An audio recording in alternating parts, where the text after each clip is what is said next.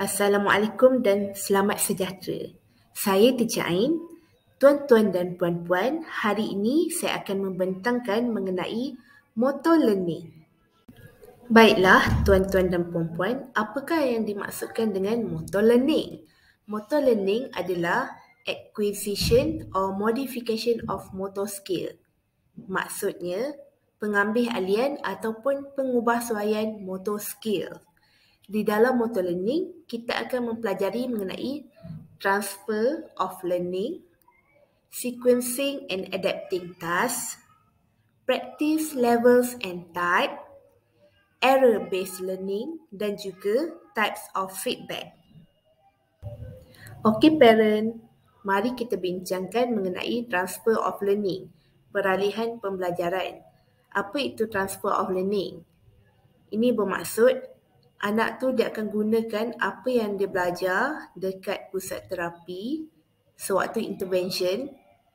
Dia akan gunakan apa yang dia belajar tu kepada situasi sebenar, situasi dalam kehidupan seharian dia. Okey, setiap kali occupational therapy membuat rawatan terhadap anak tu, goal dia satu je, harap anak tu dapat transfer, dapat gunakan apa yang dia belajar dekat pusat terapi di dalam kehidupan seharian anak tu. Jadi di sini anak tu akan lebih senang transfer task dia, alihkan task dia apabila dia dapat praktis, dapat berlatih dalam kehidupan seharian dia. Berbanding berlatih dalam klinik setting, jadi di sini terapi akan digalakkan untuk membuat latihan, mula buat latihan dekat klinik dulu. Kemudian kalau ada masa kelapangan, terapi boleh cuba adakan latihan ataupun bincang dengan parent supaya adakan latihan dekat dalam real life, dekat dalam situasi yang sebenar, kehidupan seharian yang sebenar. Okey. Lagi satu, motor skill dengan komponen yang sama lebih senang untuk ditransfer berbanding motor skill yang berlainan komponen. Contohnya, anak tu dia dah berjaya belajar membaling bola. Jadi sekarang di pentas dia nak kena baling beanbag pula. Jadi bila dia dah berjaya baling bola, dia akan lebih senang untuk berjaya juga di dalam baling beanbag. Baiklah parent, sekarang kita akan pergi kepada topik yang seterusnya, iaitu sequencing and adapting task. Okey, di bawah sequencing and adapting task, yang pertama kita ada discrete versus continuous. Discrete ni bermaksud task yang tunggal versus task yang berterusan. Okey, discrete tasks are easier to accomplish than continuous tasks. Biasanya task yang tunggal, yang satu task je lebih senang untuk anak selesaikan berbanding task yang berterusan. Contohnya, task yang tunggal seperti jump over rope satu kali. Anak tu perlu lompat tali satu kali je.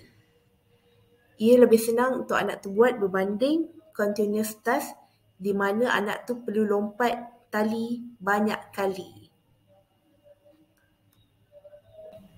Okey, subtopik yang kedua under sequencing and adapting task adalah unimanual versus bimanual.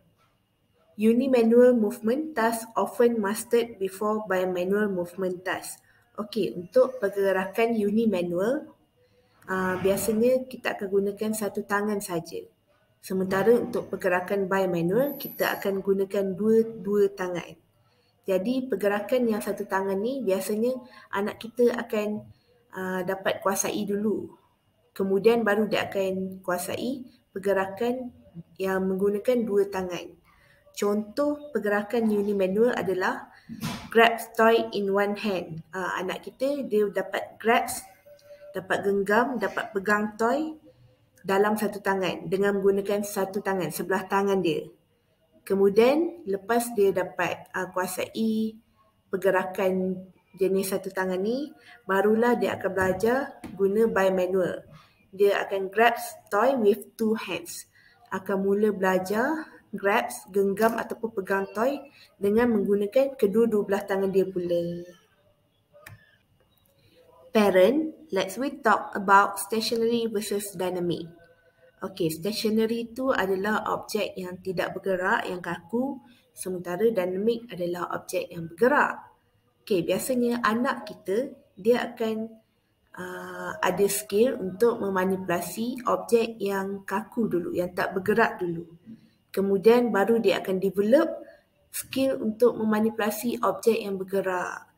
Seperti yang kita sedia maklum, objek yang kaku, yang tak bergerak ni lebih senang untuk kita handle, untuk kita kuasai berbanding objek yang bergerak. Kerana objek yang bergerak ni kita kena fokus nak tangkap dia ataupun kita kena fokus untuk kejar dia. Okey. Jadi di sini suka saya beri contoh, satu contoh untuk stationary task. Contoh budak tu kita boleh suruh dia hold toy, pegang permainan. Sementara untuk dynamic task kita boleh bagi suruh dia catch a moving ball, tangkap bola, task untuk tangkap bola. Okey. Next is about close versus open, iaitu task tertutup versus task terbuka. Okey, untuk close task adalah di mana environment task tu dia statik je, dia tidak bergerak, tidak berubah-ubah. Sementara open task adalah environment untuk task yang kita lakukan tu berubah-ubah ataupun bergerak. Dia tidak setempat lah. Contohnya, untuk close task, saya boleh berikan contoh scribble on paper. Conteng kertas. Kita suruh anak kita conteng kertas. Jadi bila conteng kertas tu, kita nak anak kita conteng setempat je. Hanya pada atas kertas tu saja.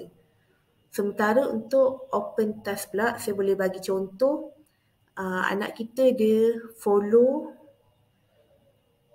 guna pen. Contohnya dekat atas tablet kan, dia follow guna pen, dia follow daripada, dia gerakkan target daripada satu point kepada satu point. Maksudnya beralihlah environment di dalam tablet tu. Okey, simple versus complex. Simple adalah aktiviti yang ringkas, sementara kompleks adalah aktiviti yang tak ringkas. Okey, contohnya simple task. Saya boleh berikan contoh place ball in container. Kita hanya suruh anak tu letakkan bola di dalam bekas, di dalam container. Sementara complex task adalah task yang lebih susah. Kita bagi ke anak tu, kita suruh anak tu ambil bol warna merah dan letakkan bol warna merah tu di dalam kontainer yang warna biru. Maksudnya kat sini ada dua arahan yang dia perlu patuhi. Pertama, dia kena ambil bola yang warna merah je. Kemudian letakkan bola yang warna merah tu di dalam bekas yang warna biru. Kat situ kita akan sediakan banyak jenis warna bekas lah. Jadi anak tu dia secara random dia kena pilih satu bola warna merah, tak boleh warna lain. Kemudian dia kena pilih juga bekas mana yang warna biru. Kat situ yang dia akan letakkan bola tersebut. Jadi ia akan membuatkan task tu lebih kompleks. Baiklah, sekarang kita akan bercakap mengenai one step versus multi-step. Okey, task yang ada satu langkah saja versus task yang ada banyak langkah. Okey, task yang mempunyai sikit langkah untuk budak tu turuti, lebih senang untuk budak tu buat. Budak tu akan lebih bersedia berbanding task yang ada banyak step, ada banyak langkah. Contohnya, one step task. Kita suruh budak tu tulis nama dia kat atas selai kertas. Okey, itu untuk one step task. Contoh untuk multi step task, kita boleh suruh budak tu mula-mula tulis nama dia atas selai kertas. Kemudian kita suruh pula dia lukis gambar dekat atas kertas tu. Jadi task kat situ jadi multi step lah. Ada banyak langkah untuk budak tu turuti. Baiklah, sekarang kita akan bercakap mengenai practice level and types. Okey, ada 4 jenis praktis. Yang pertama, mass practice. Mass practice ni adalah satu bentuk praktis di mana tempoh melakukan latihan, melakukan aktiviti tu lebih panjang daripada tempoh rehat. Contohnya, kita nak anak tu berlatih gunakan sudu. Jadi kita suruh anak tu berlatih skop kacang guna sudu. Kita ambil satu tempoh masa yang lama sikit, kemudian kita bagi budak tu rehat sekejap je. Kemudian kita akan sambung balik berlatih skop kacang tadi guna sudu dalam satu tempoh masa yang lama lagi. Okey, itu adalah mass practice. Praktis yang kedua adalah distribute practice. Distribute practice ni bertentangan dengan mass practice di mana kita punya waktu rehat tu lebih panjang daripada waktu praktis. Jadi ini lebih sesuai untuk anak yang baru nak sesuaikan diri dengan latihan tu lah. Kita bagi anak tu macam rehat, cool down diri dia, calm down diri dia lama sikit, kemudian kita buat latihan dengan dia. Contohnya latihan menulis ke, kemudian kita akan sambung rehat lagi lama sikit. Okey. Praktis yang ketiga adalah variable ataupun random practice. Untuk variable ataupun random practice ni, anak tu perlu ulang latihan pattern yang sama berulang-ulang kali. Kalau kita nak ubah sikit pattern latihan tu pun boleh, tapi kita ubah sikit je untuk generalisekan learning, pembelajaran anak tu. Contohnya, kita bagi latihan butang baju. Okey, mula-mula kita bagi latihan dekat atas satu vest untuk membutang baju, kan. Budak tu tiap-tiap kali datang dia akan berlatih butang baju guna vest tu. Kemudian bila dia dah expert guna vest tu, kita akan alihkan latihan tu pada berlatih butang baju pada badan dia sendiri dengan gunakan baju dia sendiri. Kita pakaikan dia baju tu, kemudian kita ajak dia butang baju dekat badan dia sendiri. Butang baju, buka butang tu. Okey? Okey. Praktis yang terakhir sekali adalah mental practice. Mental practice ni melibatkan skill dalam imajinasi, iaitu tanpa ada apa-apa action daripada fizikal. Ia semua berkaitan dengan imajinasi. Jadi, contoh mental practice ni adalah macam role playing, macam main aktiviti lakonan, kan, main mak-mak macam tu, watching a video, tengok video, ataupun imagining. Selalu memang role play lah. Budak tu dia berimajinasi untuk, macam contoh untuk bawa kereta, ataupun dia berimajinasi dia jadi cikgu dekat sekolah, dia mengajar. Okey?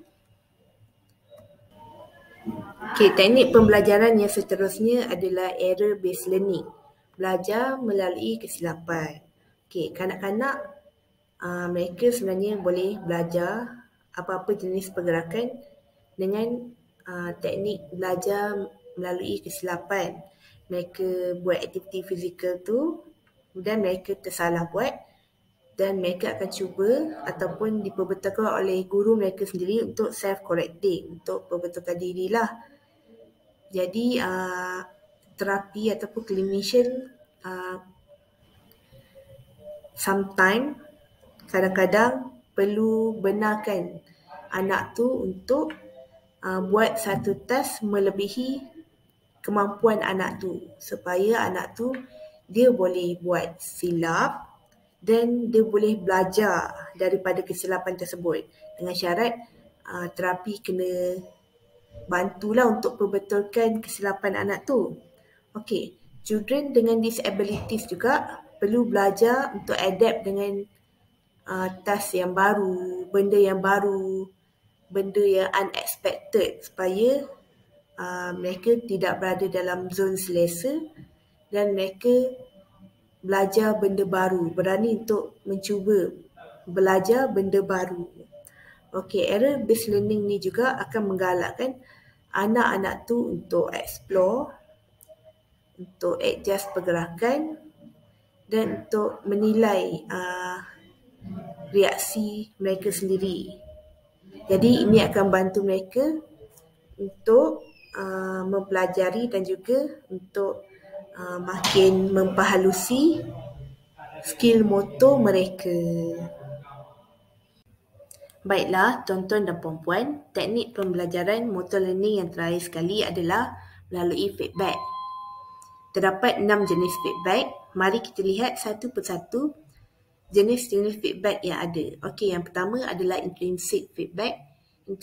Intrinsic feedback ni adalah feedback dalaman.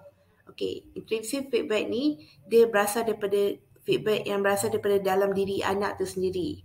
Jadi, intrinsic feedback ni dia akan membenarkan anak tu untuk self-correct, untuk betulkan diri dia sendiri. Jadi, feedback jenis yang macam ni paling berkesan untuk mengekalkan motor performance ya.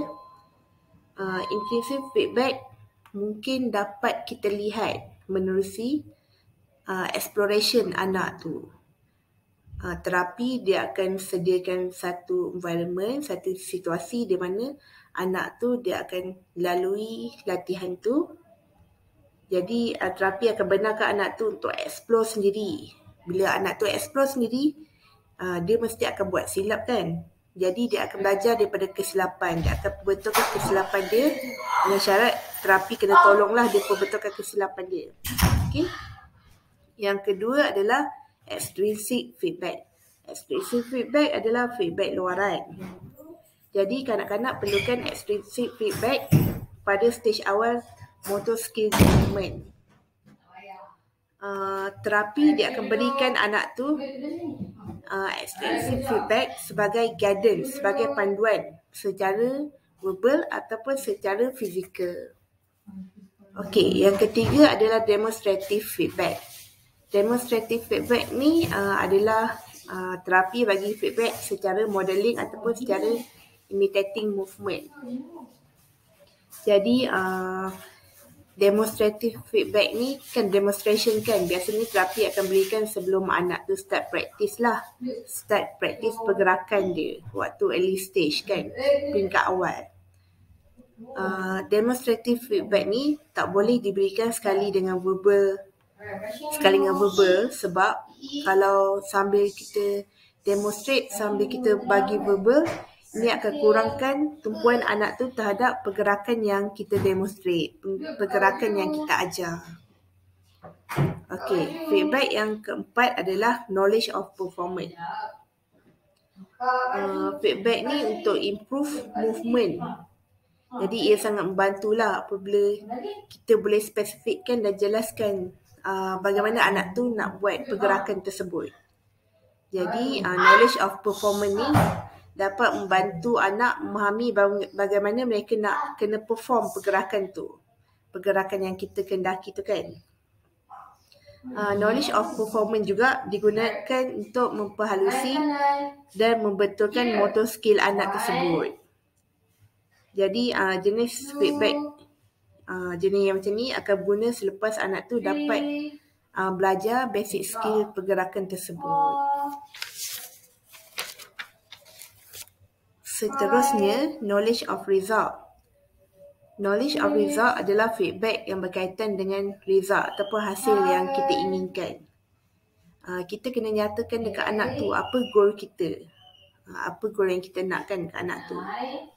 Contohnya macam kita nak anak tu butang baju dia. Jadi kita cakap kat anak tu, Arif kena masukkan butang ya dalam setiap lubang ni. Masukkan butang dalam lubang ni untuk butangkan baju. Kemudian jika dia berjaya, lakukan, kita pun bagilah pujian. Good job. Jadi knowledge of result ni dapat motivate dan dapat galakkan anak tu untuk teruskan buat task tu dengan lebih bersemangat. knowledge of result ni sangat berguna jika anak tu baru belajar new motor task. Dia baru nak belajar task baru kan, jadi knowledge of result ni sangat bantulah dia untuk teruskan task tu. Okay, last kali verbal feedback. Verbal feedback ni dengan kata lain adalah puji-pujian kita bagikan dekat anak tu. Jadi verbal feedback ni berguna untuk motivate anak tu. Ia juga secara tak langsung akan mengubah behavior anak tersebut. Okay, verbal feedback ni bagus diberikan sebaik saja habis anak tu buat task. Sekian saja daripada saya. Sehingga berjumpa lagi. Terima kasih.